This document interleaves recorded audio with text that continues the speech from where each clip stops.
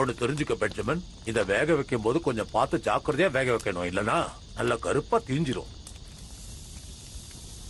சரிங்க கிராண்ட்பா, எனக்கு நல்லாவே புரியுது. பர்ஃபெக்டா இருக்கு.